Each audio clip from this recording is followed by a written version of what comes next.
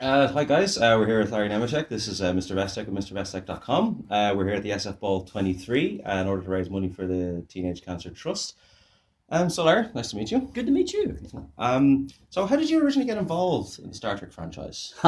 In the franchise. Well, I was a fan thanks to my ninth grade science teacher who shamed me into, Larry, I can't believe you're not a Star Trek fan. And so thank you, Mrs. Pollard, wherever you are.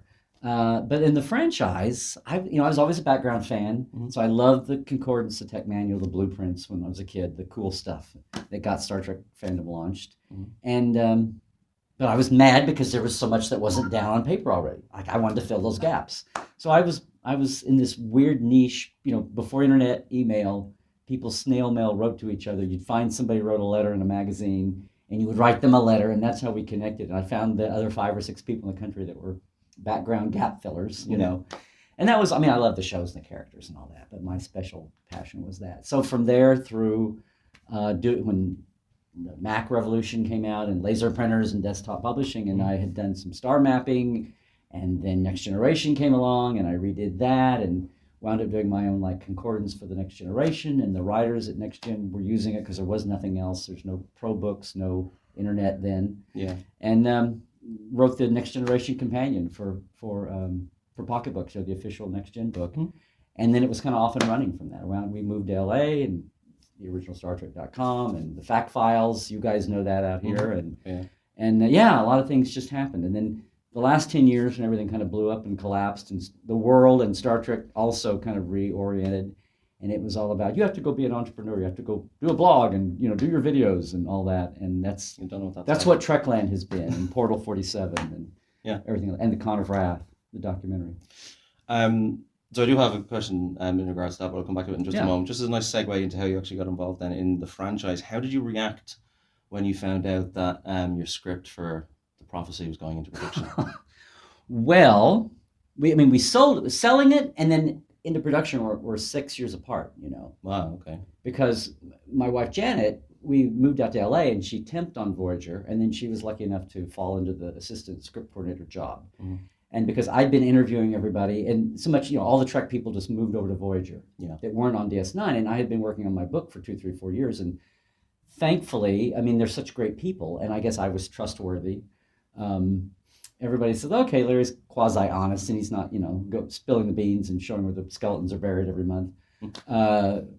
He can keep a secret and a leak. So they let me keep talking and interviewing. Between that and then Janet working there, we had an open door to come pitch. And thanks to Michael Piller, everybody could pitch, if you had an agent or not, if you were an amateur in Iowa or whatever.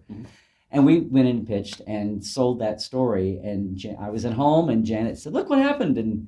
And she, back in the day, she faxed me a copy of the fax where Jerry had heard our pitches, and they took the one that became Prophecy, Klingons in the Delta Quadrant with Balan as the focus, and wrote her memo to Michael Piller, and Michael said, let's do it. And she faxed that to me. It's like, yay. And then, of course, it got bumped and kicked down the road for 4 years, and I'm like, they're never going to do it now. And then the last year of the series, when Brannon had pulled off to develop Enterprise, and Ken Biller was running the show the last season, and I went by at the beginning of the year to say, hey, everybody, hi. And Ken says, Larry, do you still have your notes from that pitch the first season? I've been looking in the archive, and I can't find it. I'm like, they're going to do it. It's like, don't jinx it, don't jinx it. And it had to be updated for 6 years. But so that was... yay! Moments on both ends. Have a little nerdgasm, as we call it. You're outside Hollywood cool. But inside going, yes! So that was cool. Okay. So you're involved in a couple of different things at the moment, kind of after segueing into fan productions like Star Trek Continues and that kind of thing. Like moving on from that now, you're working on the Con of Wrath at the moment. And you also have Trekland as well. Can you tell us a little bit about that? Well, Trekland is just what I got tired of saying, what do you do? Well, I work in Star Trek. I'm an editor, a writer, a researcher, archivist. I'm doing a documentary. I do act. I do voice work. I consult. I host. I do talking head pundit. So rather than sound like, jack of all trades, master of none, one day and I said, well, I work in Trekland. That's it. Whatever needs to be done, I do it. And with a theater and a news background training, I do have training in several fields. So it just became that. Just so that when we got to the era of you need a brand, you need a blog, you need a this and that, and entrepreneur yourself, I went, okay, so Trekland is my brand. But the Con of Wrath I was actually doing when I was trying to not to be just a word guy, but it came before Star Trek Continues and the fan films and all that. So like I said, I'd wanted to. It was a natural thing of wanting to do something like that, and having a light bulb go off when I met one of the surviving staff at an after-con party. I'm like, oh my God, this needs to be preserved. Oh my God, not just interviewing on tape. We need this on camera, because that's the way the modern world is, Larry. Yeah. It's not the 80s anymore. So, and I thought, this is something, I thought about it logistically. This is something I can do. I knew George and Walter and Nichelle and Harv Bennett would talk to me, and he told me the organizers are all in Houston, Texas still. And I went, I can do this. And we've got there, yeah. So if the viewers of the channel want to donate towards the Con of Wrath, where would they go? It's conofwrath.com. Not a Kickstarter, but there's an ongoing PayPal donation page there with some little Kickstarter type levels. It's wrapping up. It's wrapping up this next 6 months or so. So that, yeah. And then Portal 47 is at portal47.net.